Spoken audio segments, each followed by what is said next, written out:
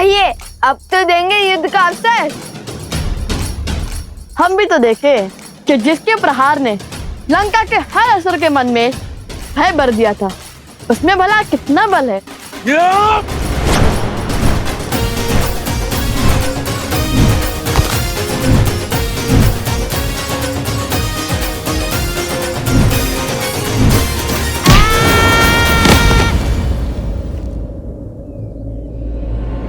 खुश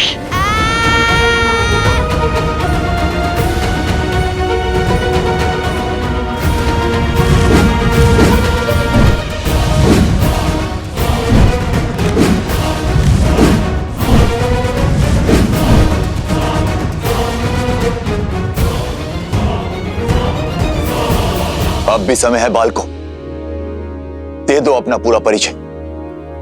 शांति से हर समस्या का हल निकल सकता है। हम भगवान वाल्मीकि के शिष्य माता वन देवी के पुत्र लवकुश हैं और यही हमारा परिचय है।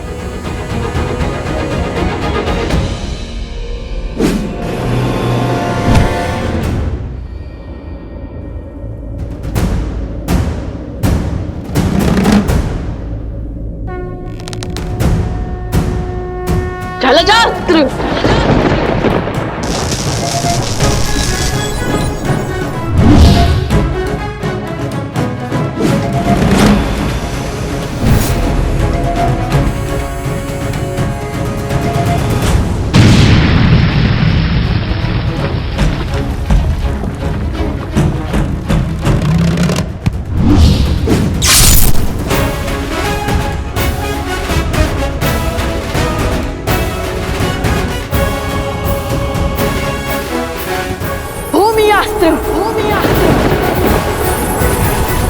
युवराज अंगद है तो प्रभु श्री राम के पक्ष में, किंतु प्रभु श्री राम काज के लिए हमें इन्हें भी रोकना ही होगा।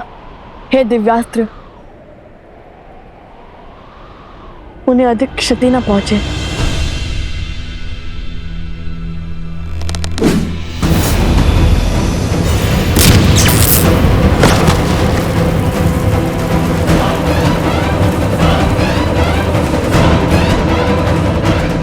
महाबली अंगद के पांव क्या, वो स्वयं संतुलन खो बैठे। आपकी बारी आ गई है महाराज विभीषण।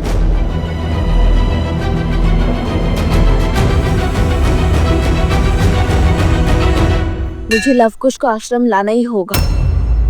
आप सब यहीं रुकिए, वो यहीं आसपास ही होंगे। नहीं नहीं वन देवी, मैं आपके साथ चलता हूँ। नहीं अवत्सरा, मैं किसी का जीवन संकट में नहीं डाल सकती। मैं अकेले ही जाऊंगी।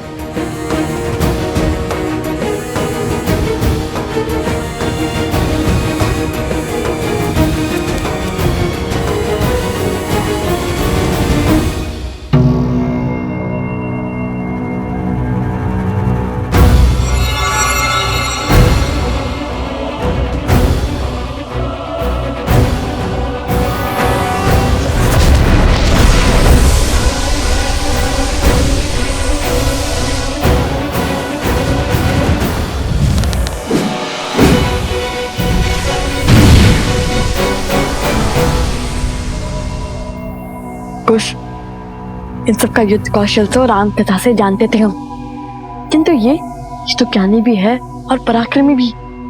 इनके युद्ध कौशल से तो अनभिज्ञ है हम।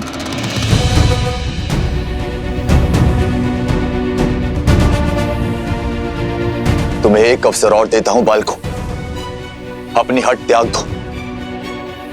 मैं प्रभु श्री राम से तुम पर दया करने का निवेदन करूंगा। इतने शूरवीरों की अवस्था देखकर भी हमें पीछे हटने का आदेश दे रहे हैं आप? निवेदन तो हमारा है। जिस प्रकार अपने भाई के हाथों लंका से निष्कासित होने के बाद श्री राम की शरण में आ गए थे आप,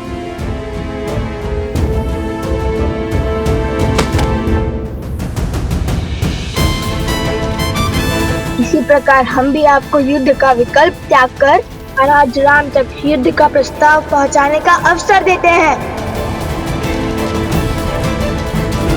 आप तो सबसे ज्ञानी हैं और नारायण के भक्त भी हैं।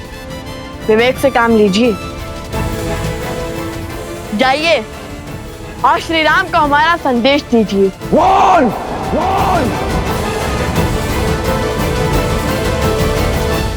ये तो क्रोध से फुफकारने लगे और क्रोध ज्ञान पर आवरण डाल देता है और इनके ज्ञान की सौगंध तो संपूर्ण संसार खाता है।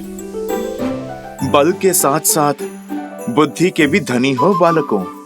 ज्ञानी को क्रोध दिलाकर व्याकुल कर रहे हैं, किंतु कहीं क्रोध का आवेग विभीषण जी से कुछ अनिष्ट ना करवा बैठे। बालकों, जब तक मेरे तन में प्राण है, प्रभु श्री राम यहां नहीं आएंगे।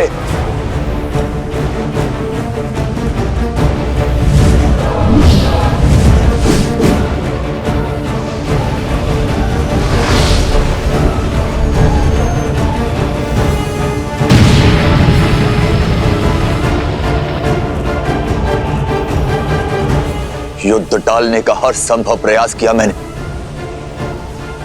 किंतु तुम दोनों ने मुझे विवश किया युद्ध करने के लिए।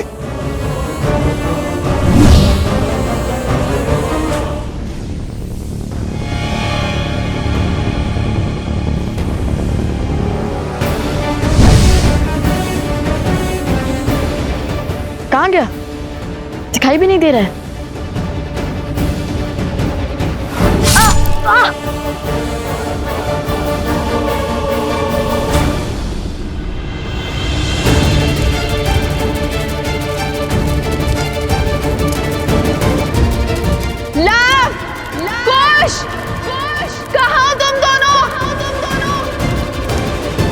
कुश की सुरक्षा चक्र में हमें न और क्रोध मिलाना होगा। कुश, हमें इस सुरक्षा कवच से बाहर निकालना होगा इन्हें।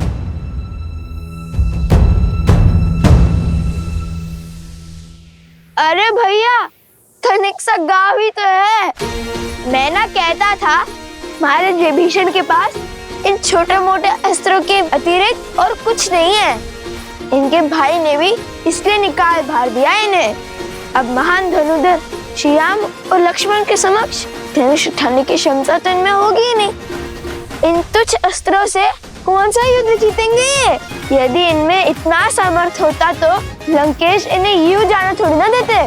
सावधान! वो दंडी बालकों, दंडी बालकों, तुम्हें लगता है मैं धनुष नहीं उठा सकता? ऐसे मेरे नहीं, आप ही के मुख से निकला है महाराज।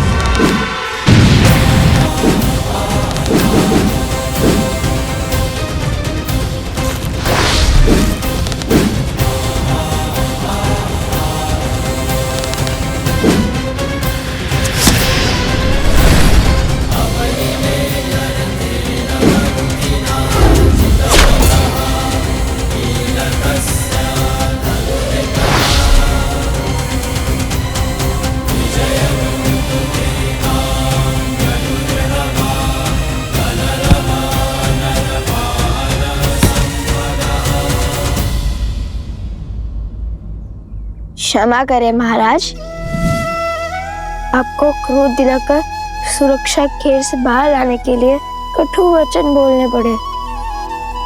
अन्यथा हमारे मन में तो आपके लिए केवल सम्मान ही है।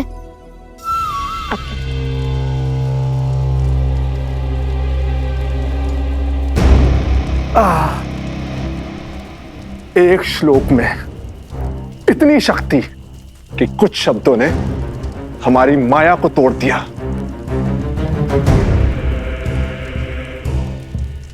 कानों से रक्त बहने लगा। उस वानर हनुमान का श्लोक था। विचित्र संकट है, सामने रहे तो गदा से धोता है, दूर रहे तो पूंछ में लपेट लपेट कर मारता है, और अब जब स्वयं बंदी है तो श्लोक से मार दिया। इसका कोई तोड़ है आपके पास महाराज? समय आ गया है महाराज, शक्ति से नहीं, युक्ति से काम लेने का, कोई नया मार्ग खोजने का। मुझे उपदेश मत दो बानासुर। क्या लगता है इन छलिया देवताओं को कब तक सीता की डाल बन के रहेंगे? भूल है ये उनकी भी और तुम्हारी भी। बहुत हुआ लुक्का छुपी का खेल, अब सीता का वध मैं स्वयं करूंगा।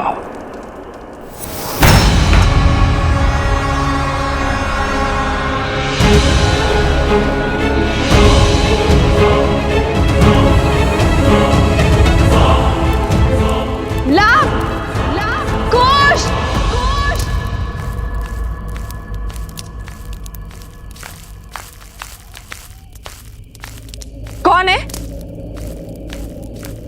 कौन है वहां?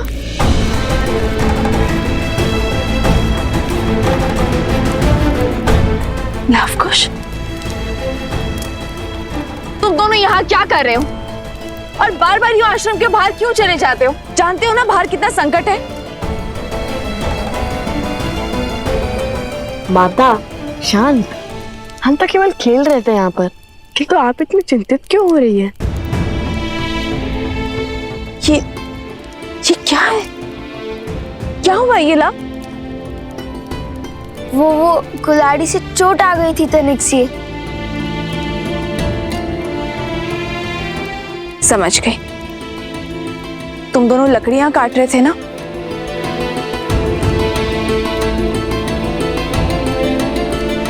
माता, आप ये जली हुई लकड़ी लेकर क्यों घूम रही हो?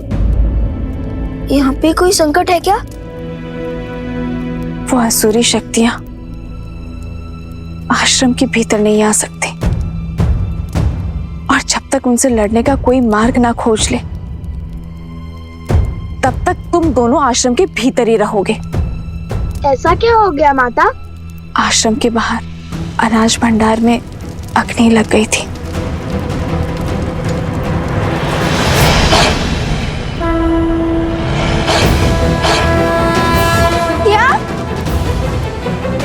शीघ्र ही भीतर चलिए माता, रात्रि अधिक हो गई है। चलो।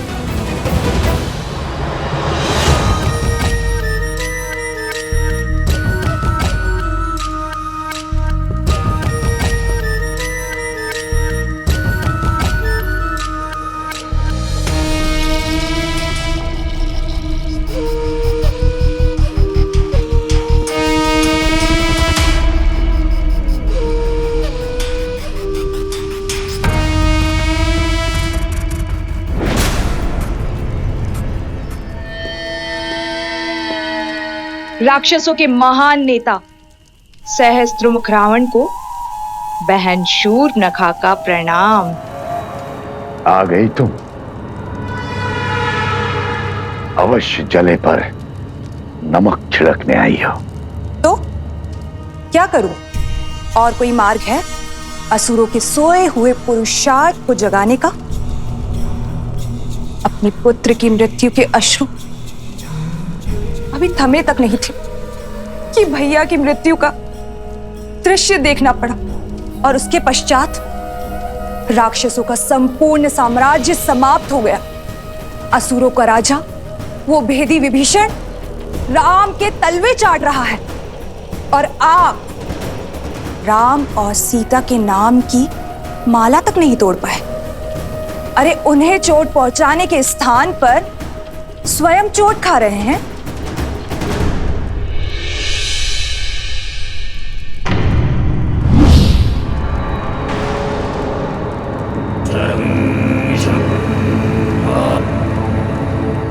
यदि मुझ पर कटाक्ष करके मन भर गया हो तो जाओ यहां से। मैं तो चली जाऊंगी, परंतु राम सीता के हाथों आपकी पराजय जो समीप आ रही है उसका आप क्या करेंगे भैया? न राम सीता का कुछ बिगड़ा, न राम राज्य का और न लवकुश का। और उस हनुमान की पूंछ का एक बाल तक आप हिला नहीं पाए। भैया, आपसे जो सीखा है पुनः वही आपको सिखा रही हूं। ये समय अस्त्र उठाने का नहीं बल्कि धैर्य रखने का है।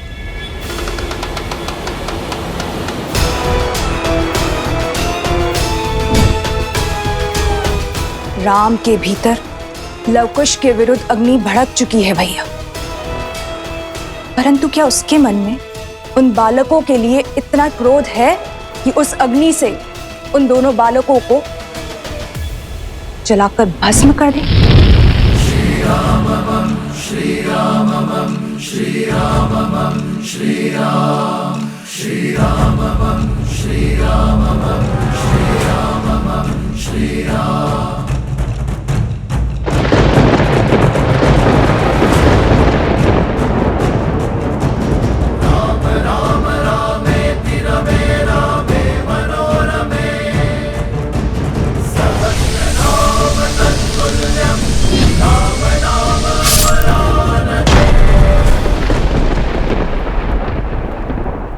कभी नहीं सोचा था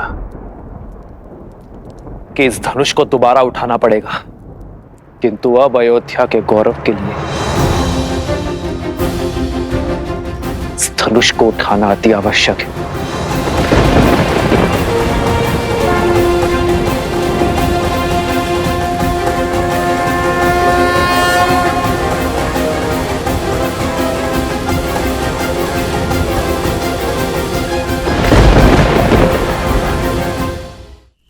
उचित कहा तुमने।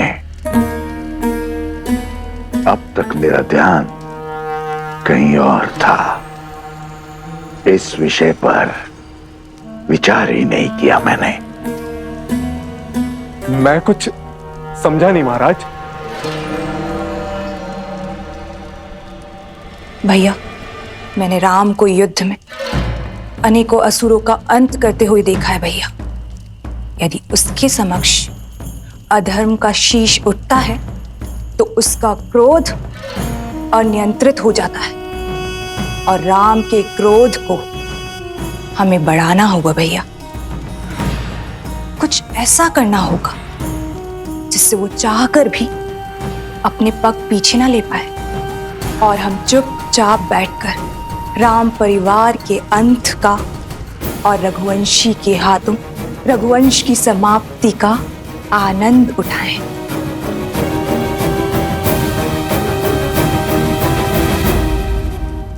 किंतु विवेक और धैर्य के धनी राम का क्रोध हम बढ़ाएंगे कैसे? बढ़ेगा।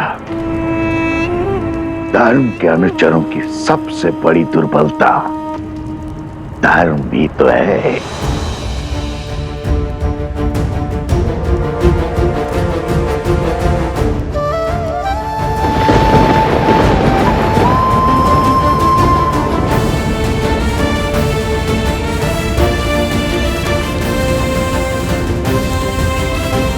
आओ राम, आओ, स्वागत है तुम्हारा।